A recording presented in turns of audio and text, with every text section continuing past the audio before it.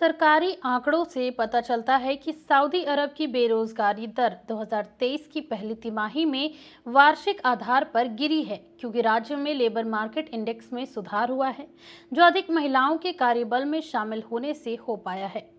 General authority for statistics ने अपनी तिमाही रिपोर्ट में कहा कि समग्र बेरोजगारी दर, जिसमें सऊदी नागरिक और प्रवासी दोनों शामिल हैं, मार्च में समाप्त 3 महीनों में घटकर 5.1% तक हो गई, जो 2022 में इसी अवधि के दौरान 6% थी। सऊदी नागरिकों के लिए पहली तिमाही में ये दर 8.5% थी, जो 2022 की पहली तिमाही में 10.1% से कम है। मक्का नगर पालिका ने कहा है कि इस साल के हज के लिए सफाई कॉन्ट्रैक्ट में 13,549 कर्मचारी, ड्राइवर, सुपरवाइजर और क्लीनिंग सुपरवाइजर शामिल रहे। 13,549 श्रमिकों में से 7,250 को इन पवित्र स्थलों पर काम करने के लिए आवंटित किया गया। वहीं सफाई करने के लिए कुल 912 उपकरण तैनात किए गए थे। उनमें से 438 इन पवित्र स्थलों पर तैनात किए गए हैं। नगर पालिका ने हज के दौरान सामान्य सफाई कार्य की व्यवस्था का समर्थन करने के लिए 9 वेस्ट कॉम्पैक्टर ट्रक वितरित करने के अलावा इन पाक स्थलों में 6 मोबाइल सफाई स्टेशन भी संचालित किए। नगर पालिका द्वारा जारी एक रिपोर्ट के अनुसार धुआलिज्जा महीने की शुरुआत के बाद से 12 दिनों में ही कुल 68,000 टन से अधिक कचरा उत्पन्न हुआ है। पवित्र शहर मक्का नगर पालिका ने संकेत दिया कि उसने कचरे के लिए एक अस्थायी भंडारण प्रणाली प्रदान की है। 111 जमीनी भंडारण और 1071 कॉम्पैक्ट बॉक्सेस इस ऑपरेशनल प्लान के अनुसार उपयोग करने के लिए पवित्र स्थलों पर वितरित किए गए हैं। इस वर्ष के हज सीजन के लिए सफाई योजना हज यात्रियों के आगमन से पहले शुरू की गई थी, ताकि इन पाक स्थलों पर सभी पहलुओं से सब कुछ सुसज्जित रहे, जैसे रखरखाव कार्य और उनके आगमन के दौरान यात्रियों द्वारा उपयोग किए जाने वाले स्थानों की व्यवस्था करना। सफाई कर्मियों को थकान और लू से बचाने के लिए इस साल काम को दोपहर के समय को टालते हुए 2 सुबह और शाम की पालियों में विभाजित किया गया था, क्योंकि इस साल हज चरम गर्मी के साथ पड़ रहा है। ये प्रयास मक्का नगर पालिका द्वारा हज के मौसम के दौरान स्वच्छता और पर्यावरणीय स्वच्छता पर की गई देखभाल से आते हैं, क्योंकि यह मक्का और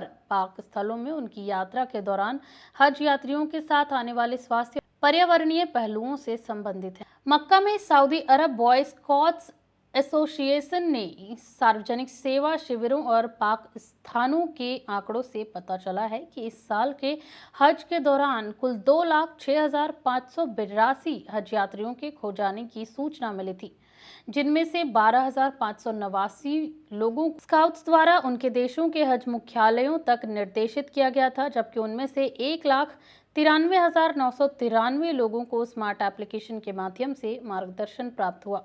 आंकड़ों से ये भी पता चलता है कि स्काउट्स ने मक्का और बाकी पाक स्थानों में 3,732 मिशनों को अंजाम दिया।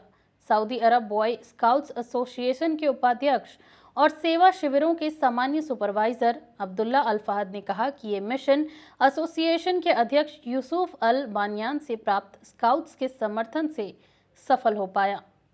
आंतरिक मंत्री ने कहा है कि सऊदी अरब आने वाले वर्षों में हज के प्रबंधन के लिए एआई टेक्नोलॉजी के उपयोग का विस्तार करेगा। प्रिंस अब्दुल अजीज बिन सऊद बिन नाइफ, जो सर्वोच्च हज समिति के अध्यक्ष भी हैं, उन्होंने 2 पाक मस्जिदों के संरक्षक किंग सलमान और क्राउन प्रिंस और प्रधानमंत्री मोहम्मद बिन सलमान की ओर से मंत्रालय के कर्मचारियों और राज्य सुरक्षा के हेड को शुभकामनाएं दी है। साथ ही हज यात्रा संचालन की सफलता पर हज सुरक्षा प्रयासों में भाग लेने वाले सैन्य बल को भी शुभकामनाएं दी गई। मंत्री ने ईद अल अदा के अवसर पर हज यात्रियों की सुरक्षा बनाए रखने में योगदान देने वाली सुरक्षा और ऑर्गेनाइजेशनल प्लान्स में प्राप्त सफलता पर सऊदी नेताओं को भी बधाई दी। प्रिंस अब्दुल अजीज बिन सऊद ने मक्का में आंतरिक मंत्रालय के मुख्यालय में मंत्रालय के वरिष्ठ अधिकारियों, सुरक्षा क्षेत्रों और हज सुरक्षा बलों के कमांडरों एवं सैन्य सुरक्षा क्षेत्रों के सहायक बलों के साथ एक बैठक के दौरान यह बात की। आंतरिक मंत्री प्रिंस अब्दुल अजीज बिन सऊद ने मक्का क्षेत्र में मंत्रालय से संबद्ध कई प्रोजेक्ट्स का उद्घाटन किया है। मंत्री द्वारा उद्घाटन किए गए प्रोजेक्ट्स में सार्वजनिक सुरक्षा और नागरिक सुरक्षा निदेशालयों के लिए नामित कई केंद्र और मुख्यालय, साथ ही मक्का में एक मेडिकल सेंटर भी शामिल हैं, जो आंतरिक मंत्रालय में चिकित्सा सेवाओं से संबंधित है। उन्होंने मक्का में आंतरिक मंत्रालय के कर्मचारियों के लिए एक क्लब भी लॉन्च किया। क्लब की स्थापना हाई टेक्नोलॉजी और बिल्डिंग स्टैंडर्ड्स, खेल, शैक्षिक, मनोरंजन और स्वास्थ्य सुविधाओं के साथ की गई है।